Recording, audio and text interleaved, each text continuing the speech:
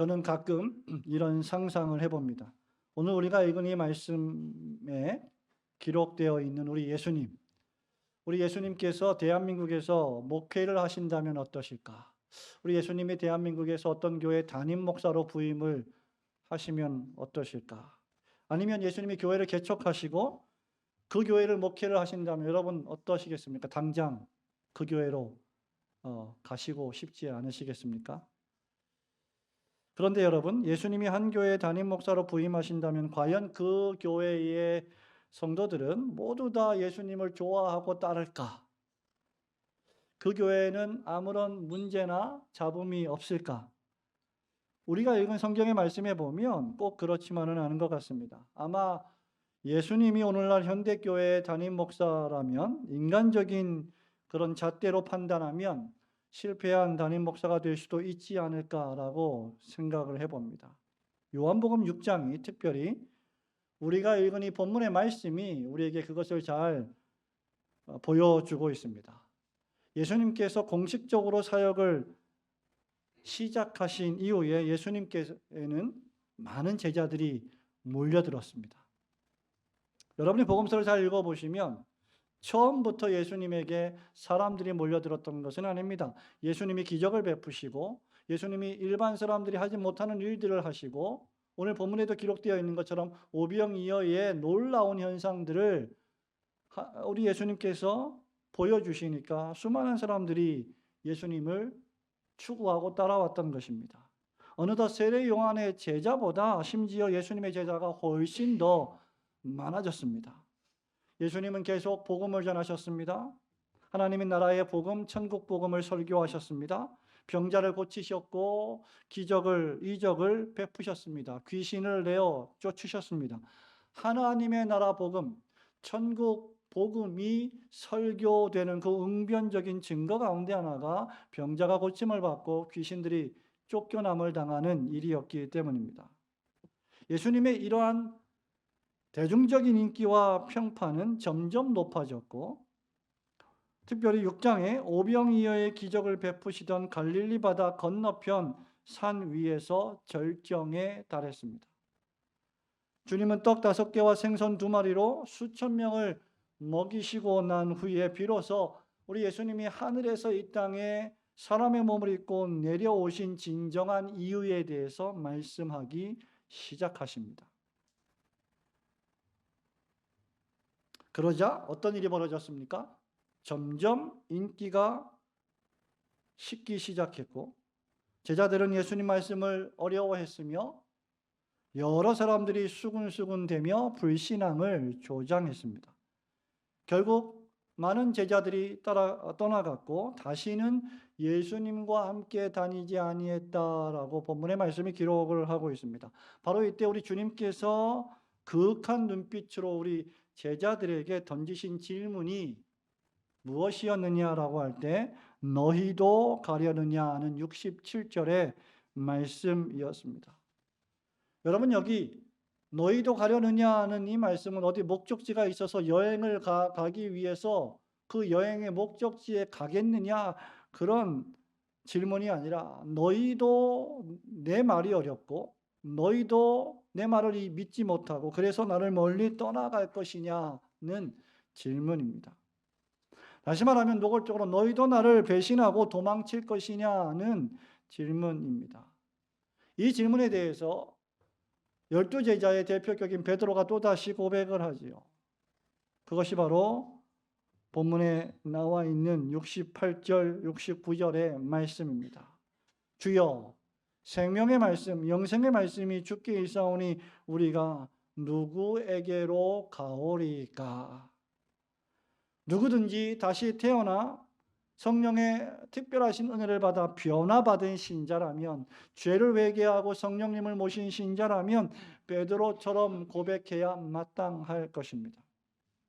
그렇다면 왜 우리 예수님은 너희도 가려느냐라고 제자들에게 질문을 하셨을까요? 세 가지를 생각해 보려고 합니다. 첫 번째로 이 말씀은 믿음으로 주님을 바라보며 의지하지 않고 예수님을 떠나는 무리들을 바라보며 책망하시는 말씀입니다. 일종의 교훈적인 말씀이죠. 우리가 항상 예수님을 바라볼 때, 우리가 예수님을 바라볼 때 견지해야 될 것 가운데 하나가 믿음으로 바라보고 믿음으로 의지해야 한다는 말입니다. 우리 본문의 말씀 중에 60절부터 63절까지 한번 같이 읽어봅니다. 제자 중 여럿이 시작.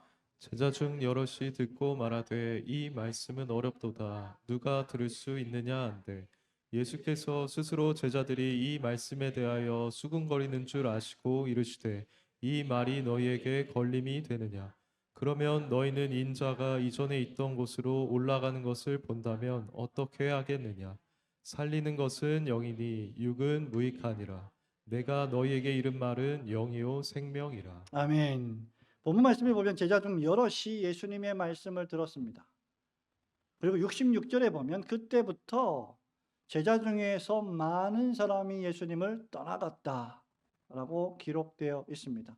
제자 중에 많은 사람이, 즉 이 오병이의 기적, 신유의 축복의 기적, 죽은 자를 살리는 놀라운 기적을 베푸신 주님을 바라보고 찾아왔던 수많은 사람들, 예수님의 제자가 되겠다고 찾아왔던 수많은 사람들 가운데 많은 사람이 떠나간 그 이유가 무엇일까요? 60절에 보니까 예수님 말씀이 첫째, 어렵다는 거예요. 어렵도다. 누가 이걸 듣고 이해할 수 있겠느냐는 말입니다. 그러면 예수님 말씀 중에 무엇이 어렵다는 말입니까? 60절에 보니까 예수님이 50절에 보니까 여러분, 예수님이 하늘에서 내려오는 뭐요? 50절에 보니까 떡이다. 예수님이 하늘에서 내려오셨다. 이 말씀이 어렵다는 거예요. 51절에 보니까 그 예수님이 생명의 떡이시라는 것이 어렵다는 겁니다. 53, 54, 55, 56절에 보니까 이 예수님의 살을 먹고 예수님의 피를 마시는 일이 이해하기 어렵다는 말입니다. 그래야만 영생을 얻을 수 있다는 말도 이해할 수가 없다는 말입니다. 우리 예수님께서는 계속되는 말씀을 통해서요, 내 살과 내 피는 참된 양식이요 참된 음료로다라고 말씀하셨습니다.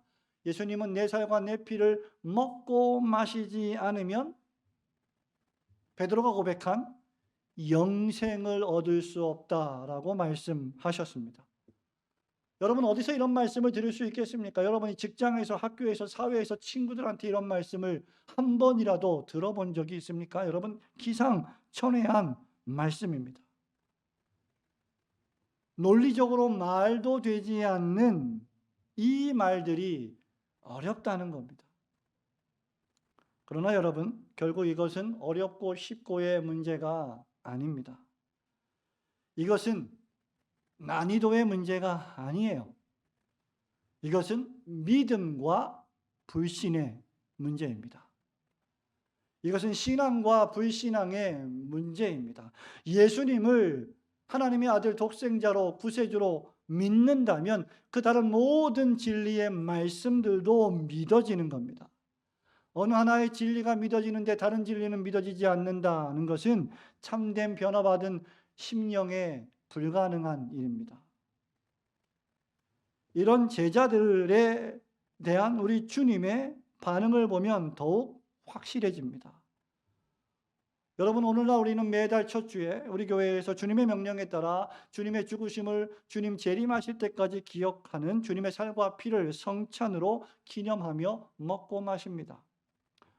밀가루로 만든 떡이, 여러분 포도즙으로 만든 포도주가 예수님의 살과 피다, 예수님의 몸과 피다. 여러분 이것을 이성적으로 어떻게 믿겠습니까? 그것을 우리가 믿음으로 먹고 마실 때 신령한 영적인 은혜가 임한다는 것을 거듭나지 않는 죄인은, 변화되지 못한 죄인은 결코 이해할 수가 없는 것이죠. 이것을 어떻게 이성적으로 완전히 받아들일 수 있겠습니까? 이에 대해서 우리 예수님 무엇라고 말씀하십니까? 61절에 따르면 예수님은 자신의 설교가 걸림돌이 된다는 것을 잘 알고 계셨습니다. 즉 예수님의 말씀을 영적으로 받아들이고 영적으로 듣고 이해하고 믿음으로 듣지 않은 것이죠. 그렇기 때문에 예수님을 떠나고 멀리하는 진짜 이유는 이해를 못해서가 아니라 믿지를 못해서입니다. 불신앙 때문입니다. 우리 예수님은 64절에서 너희 중에 믿지 않는 자들이 있다. 70절, 71절에 따르면 가롯 유다와 같은 자들입니다. 그런데 여러분, 예수님은 더 심각한 말씀을 하십니다. 62절에 보면 우리 62절을 함께 같이 읽어볼까요? 그러면 너희는 시작. 그러면 너희는 인자가 이전에 있던 곳으로 올라가는 것을 본다면 어떻게 하겠느냐? 아멘. 예수님은 십자가와 부활, 승천을 말씀하십니다. 예수님이 원래 계셨던 하늘에서 내려오신 그분이 다시 하늘로 올라가는 것을 너희 눈으로 목도하면 그때는 믿을 수 있겠느냐? 아니, 그때도 믿을 수 없다는 말입니다. 내 살을 먹고 내 피를 마시는 자는 영원히 굶주리지도 않고 목마르지도 않는다는 이 말을 영적으로 믿음으로 이해하지 못한다면 내가 십자가에 높이 달려서 죽는 일과 죽음에서 사흘 만에 부활하여 다시 살아나는 일과 다시 살아나신 주님께서 구름을 타시고 하늘로 올라가 하나님 보좌 우편에 앉는 일들을 너희들이 볼 텐데 그래도 믿지 못할 것이라는 말입니다. 그때도 이해하지 못할 것이라는 말입니다. 성도 여러분, 이런 것들을 믿으려면 변화가 필요합니다. 우리 마음이 혁명적으로 바뀌어야 합니다. 우리의 죄가 우리의 영혼 속에서 몰아내짐을 당하고 성령님의 깨닫게 하시는 은혜가 심겨져야 합니다. 그것이 바로 성령님께서 우리의 영혼 속에서 하시는 일입니다. 이것을 우리는 신학적인 용어로 중생 또는 회심 또는 새로운 피조물, 거듭남이라고 말합니다. 다시 말하면 예수님께서 니고데모에게 말씀하신 것처럼 다시 태어나야만 합니다. 성령님께서 변화시켜 주시는 은혜가 필요한 이유가 여기에 있습니다.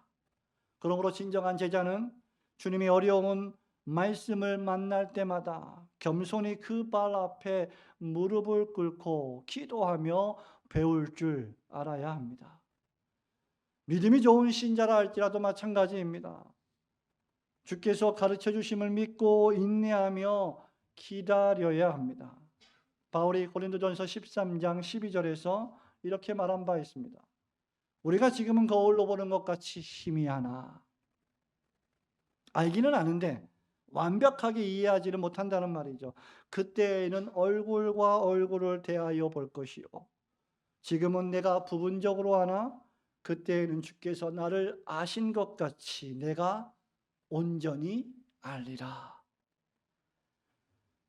하지만 여기 보십시오. 믿음이 없는 제자들은 예수님 말씀이 어렵다며 떠나갔습니다. 이 사람들이 누구입니까? 22절부터 26절에 따르면 예수님이 좋아서, 예수님이 하시는 일이 너무 좋아서, 예수님의 말씀이 좋아서 예수님을 찾으러 디베랴 바다까지 건너서 왔던 자들입니다.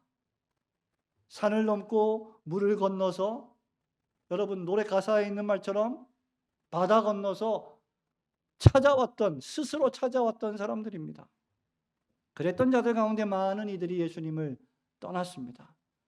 20세기 유명한 설교자 아더 핑크의 말대로 하자면 실로 인간의 타락한 본성은 믿을 수 없고 변덕스러운 것입니다. 6장 2절에 큰 무리가 주님을 찾아왔다 했습니다. 근데 6장 66절에 보니까 많은 사람이 주님을 떠나갔다고 했습니다. 여러분, 예수님은 사람이 아니십니다. 예수님의 큰 매력 가운데 하나는 어떤 일이 있어도 당황하지 않으신다는 것이죠. 왜? 예수님은 하나님의 아들이시기 때문입니다. 수많은 지지자들이 썰물처럼 빠져나가는 모습에 좌절하지 않았습니다. 수많은 제자들이 자기를 좋다고 밀물처럼 밀려왔다가 또 떠나가는 일들이 벌어지는데 그것에 당황하거나 슬퍼하지 않으신다는 말입니다. 왜냐하면 우리 예수님은 사람의 인기를 구하러 오신 분이 아니요 믿는 자에게 복음을 전하여 구원하러 오셨기 때문입니다. 지옥을 향하여 달려가고 있는 죄인들에게 복음을 전하여 죄를 회개하고 그리스도를 영접하라고 복음을 설교하러 오셨기 때문입니다. 예수님에게는 숫자가 권력이나 돈이나 명예나 인기가 세상에서의 자신의 평판이 목표가 아니었습니다. 하나님 아버지께서 하라고 하신 그 사명을 수행하는 일이 예수님의 사명이었습니다. 하나님 아버지가 구원하라고 주신 어린 양들을 하나도 남김없이 잃어버리지 않고 구원하기 위하여 천국 복음을 설교하는 것이 예수님의 사명이셨습니다.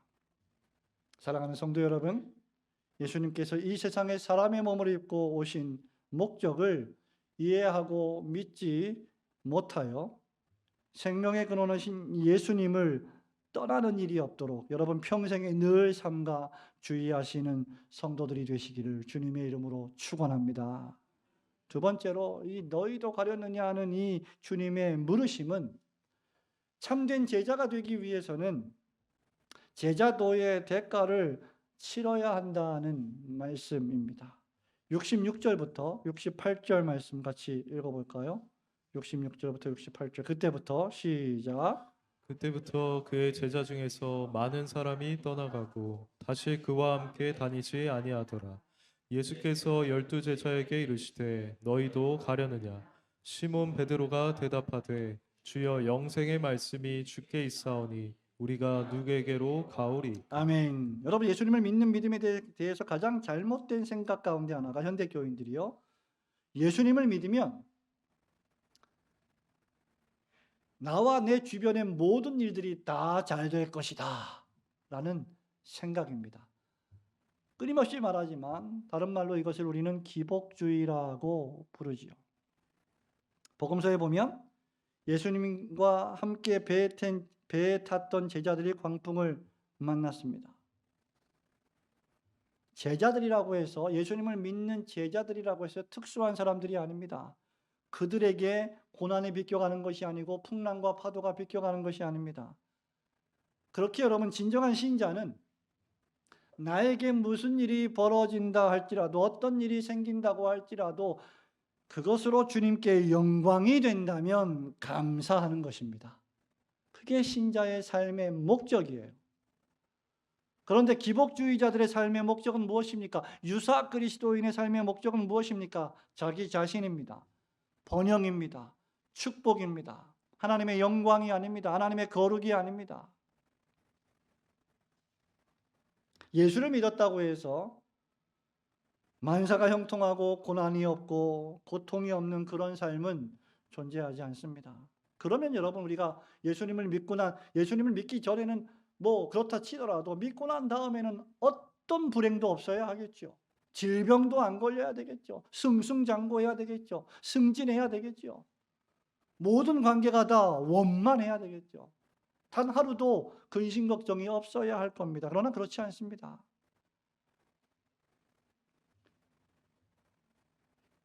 예수를 믿었다고 해서 만사가 형통하고 고난이 없고 고통이 없는 그런 삶은 신자에게 존재하지 않습니다. 오히려 너희가 예수를 잘 믿으면 세상이 너희를 핍박할 것이다. 예수님 말씀입니다. 사도 바울도 디모데에게 편지할 때 무릇 그리스도 예수 안에서 경건하게 살려고 하면 뭘 받으리라? 박해를 받으리라고 했습니다. 여러분 바뀌는 것은 상황이 아닙니다. 그러나 바뀌는 것이 있는데 예수님을 믿는 신자 여러분 자신이 바뀝니다. 따라서 이제 예수의 참 제자가 된 사람은 상황의 변화와 관계없이 예수님을 따르게 됩니다. 그것이 제자의 참된 의미이며 예수를 믿는다는 것의 진정한 의미입니다. 지금 예수님의 제자들은 어떤 상황 변화를 맞이하고 있었을까요? 한번 생각해 보세요, 여러분.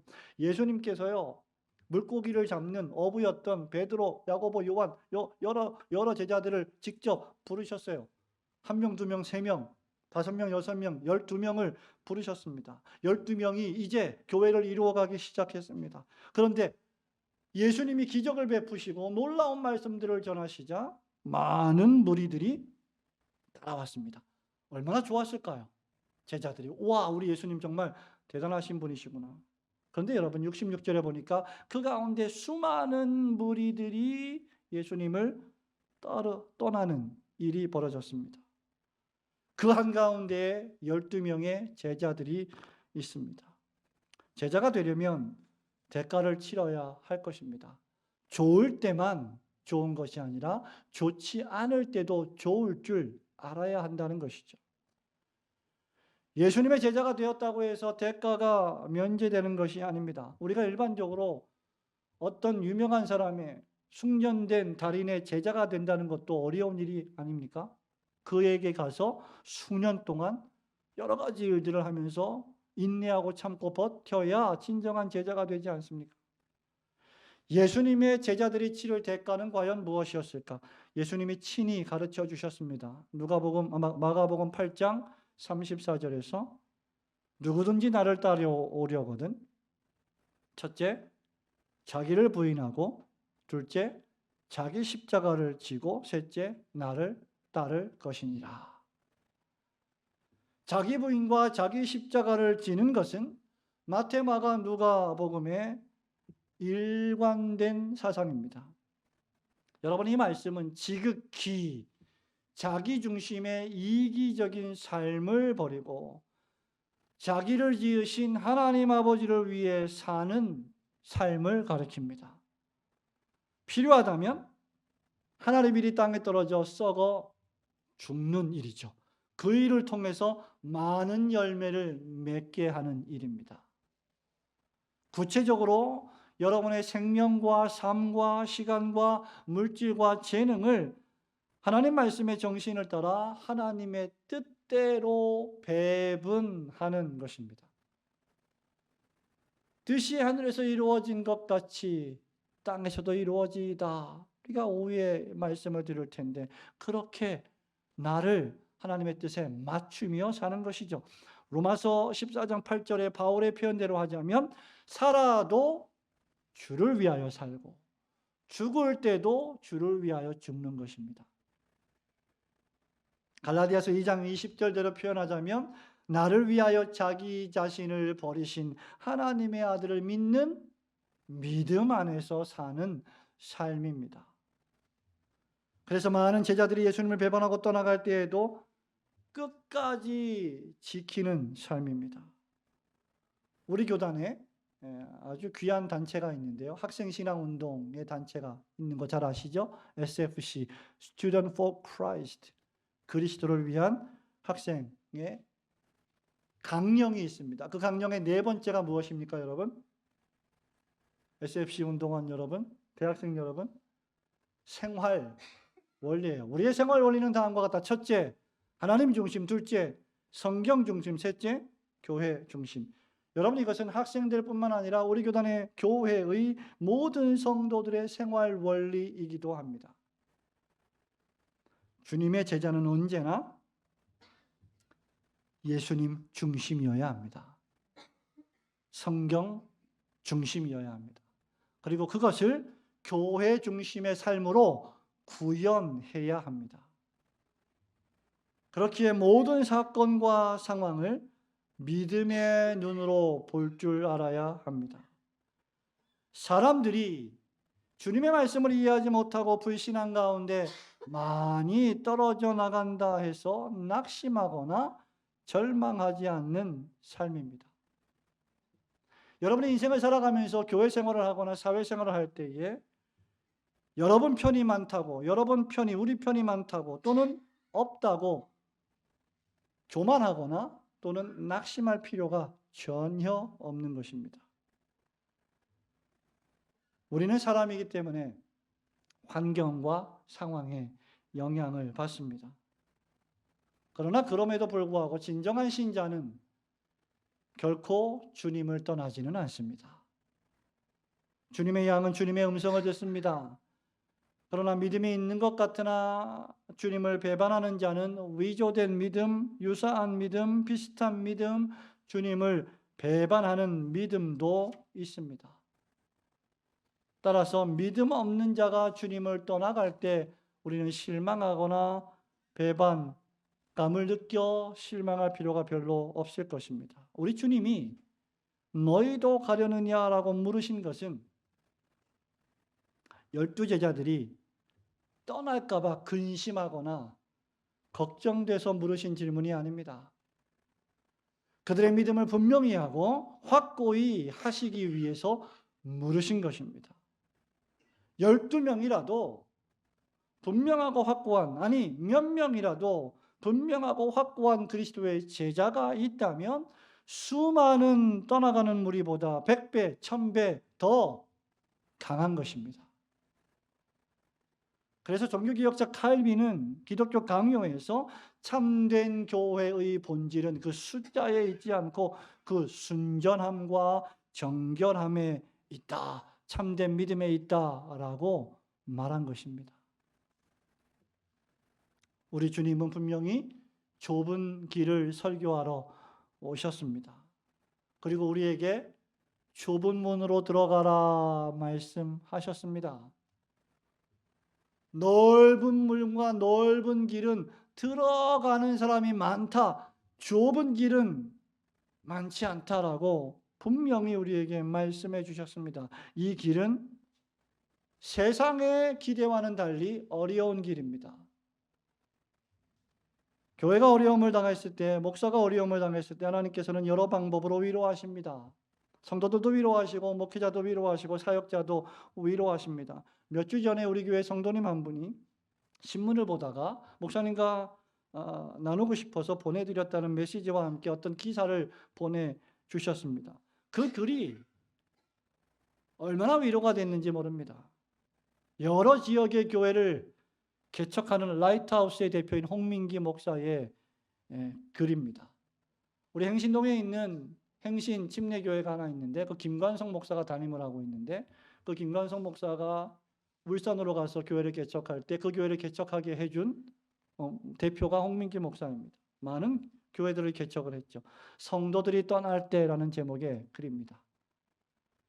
이렇게 시작이 됩니다. 교회 개척의 기쁨은 성도들이 오는 것이다. 새로운 성도들이 오고 정착하면서 신앙이 회복되는 것이 가장 큰 기쁨이다. 그리고 가장 큰 아픔은 성도가 떠나는 것이다. 그것은 아무리 목회 경험이 쌓여도 익숙해지지 않는다. 대부분의 떠남은 축복 속에서 이루어지지도 않는다. 서로 오해하고 서운해하며 좋았던 시간만큼이나 깊은 상처를 낸다. 목사는 그때도 설교해야 하고 양육해야 한다. 가정의 가장이 아무리 어려워도 든든히 서 있어야 하듯 목사도 그렇다. 목회자 혼자 있을 때 온갖 생각이 스쳐 지나간다. 대체 어디서부터 잘못된 것일까? 그때 다르게 말을 전했으면 그 성도가 공동체를 떠나지 않았을 텐데. 꼬리를 물고 이어지는 생각들이 마음을 훔쳐가고 평안은 저 멀리 도망간다. 교회를 세울 때의 기쁨은 잊히고 우울함과 절망이 어두운 구름으로 몰려온다. 자기도 모르는 새 다른 자리를 인터넷에서 알아본다. 부교육자들이 그렇게 한다는 거예요. 불안을 좋아하는 사람은 아무도 없다. 목회는 살얼음판을 걷는 것과 같다. 오늘 좋아도 언제 시험이 올 줄 모르고 오늘까지 어려워도 내일부터 좋아질 수도 있다. 하나님을 붙잡는 믿음은 고통 중에 잡을 수 있는 유일한 밧줄이다. 그런데 어려우면 그 밧줄을 잡을 힘조차 없다. 그때 절대 잊지 말아야 하는 게 있다. 이게 목사들에게 하는 말입니다. 지금도 나와 함께 해주고 있는 성도들이다. 자칫 잘못하면 나를 지지하고 사랑해주는 성도들을 보며 감사하는 것보다 어려움과 상처에 더 붙잡힐 수 있다. 이는 목사가 하게 되는 치명적 실수 중 하나다. 존경하던 정필도 목사님께서 해주시던 말씀이다. 설교도 말 안 듣는 성도를 향해 준비하지 말고 자신에게 가장 집중하는 성도를 향해 준비하자. 그러면 설교가 축복이 된다고 하셨다. 불안 속에서 어두움을 바라보지 말라. 성도 여러분, 그렇습니다. 어려움과 상처가 없는 사람이 누가 있겠습니까?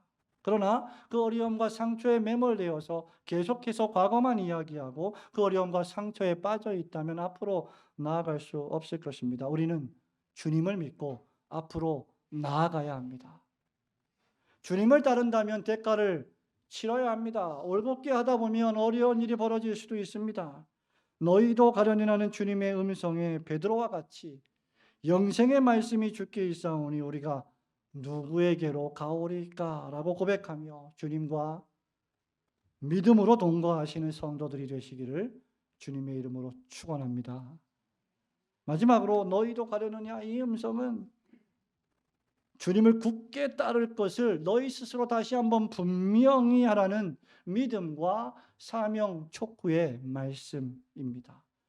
우리 68절부터 70절까지만 우리 한번 또 읽어볼까요? 시몬 베드로가 대답하되 시작. 시몬 베드로가 대답하되 주여 영생의 말씀이 주께 있사오니 우리가 누구에게로 가오리이까? 우리가 주는 하나님의 거룩하신 자이신 줄 믿고 알았사옵나이다. 예수께서 대답하시되 내가 너희 12를 택하지 아니하였느냐? 그러나 너희 중에 한 사람은 마귀니라 하시니. 이제 참된 제자들은 마음으로 결단해야 합니다. 주님의 물으심에 응답해야 합니다. 이것이 신앙입니다. 우리 예수님의 특징 가운데 하나가 복음서에 보면 수없이 우리에게 물으신다는 거예요. 끊임없이 계속 질문하십니다. 그래서 신자는 질문도 잘해야 하지만 대답도 잘해야 하는 사람들입니다. 마태복음 16장 15절에 제자들에게 묻습니다. 너희는 나를 누구라 하느냐? 에스겔 37장 3절에 인자야 이 뼈가 능히 살겠느냐? 너희가 한번 생각해 보라 하는 거예요. 누가복음 12장 20절에 오늘 밤 내 영혼을 도로 찾으리니 네가 준비한 그 모든 것이 과연 누구의 것이 되겠느냐? 본문 68절에서도 주님이 우리에게 물으십니다. 너희도 가려느냐? 이건 무슨 말이에요? 가라는 거예요? 아닙니다. 제자들은 이제 이 주님의 질문 앞에 대답과 태도를 분명히 해야 합니다. 제자들을 대표해서 베드로가 말합니다. 68절에서 영생의 말씀이 주님에게 있사오니 우리가 누구에게로 가오리까? 69절에 우리가 주는 하나님의 거룩하신 자인 줄 알고 믿었삼나이다. 이것이 제자의 대답이어야 합니다. 믿음 없는 제자와는 달리 참된 제자는 믿음의 제자입니다. 예수께서 하늘에서 내려오신 산떡임을 믿고 하나님의 거룩하신 자이심을 믿고 그분이 영생의 말씀이심을 바르게 믿고 그분을 바라보는 사람들이 바로 진정한 제자입니다. 하나님 말씀을 말씀대로 설교하는 영생의 말씀이 여기 있는데 우리가 누구에게로 가오리까라고 확실히 고백해야 합니다. 그러나 예수를 바르게 믿지 않으면 60절과 66절의 제자가 됩니다. 예수님의 말씀을 이해하지도 못하고 나아가 오해하고 생명의 근원이 되시는 예수님을 저버리고 떠나갑니다.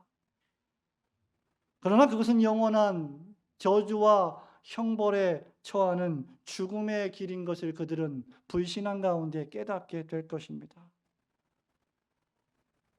우리 성도들 가운데 아직도 하나님을 알지 못하고 믿지 못하는 교우가 계십니까? 예수 그리스도가 하나님의 독생자이심을 믿지 못하는 교우가 계십니까? 은혜 받을 만한 때에 은혜 받아야 합니다. 그래서 하나님 내가 믿기를 원합니다. 내가 구세주를 영접하기를 원합니다. 라고 기도해야 합니다. 내일 하지, 모레 하지, 올해 못하면 내년에 하지. 우리에게 내일이 있을지 없을지 우리는 장담할 수 없습니다.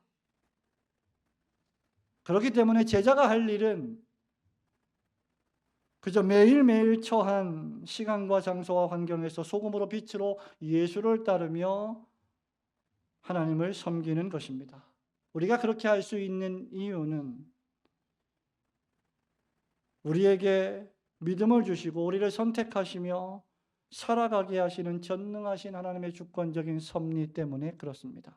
70절에 우리 주님 말씀하십니다. 내가 너희 12를 택하지 아니하였느냐. 주님의 택하심을 받은 자들은 주님을 따르게 될 것입니다. 그러므로 너희도 가려느냐는 주님의 음성 앞에 우리는 신앙으로 대답해야 합니다. 영생의 말씀이 주께 있사오니 우리가 누구에게로 가오리까?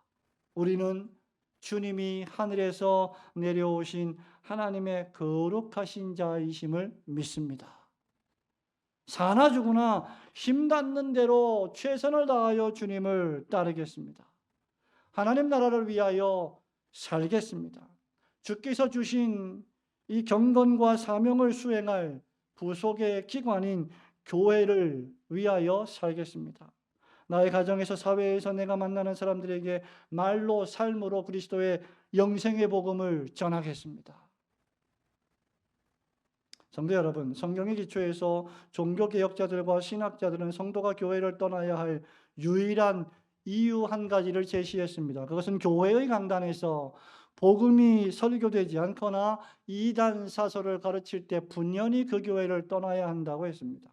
달리 말하면 강단에서 하나님의 생명의 말씀이 복음이 성경적으로 신실하게 선포되고 그 말씀대로 교회가 치리된다면 어떤 이유로도 그 교회를 떠나서는 안 된다는 말입니다.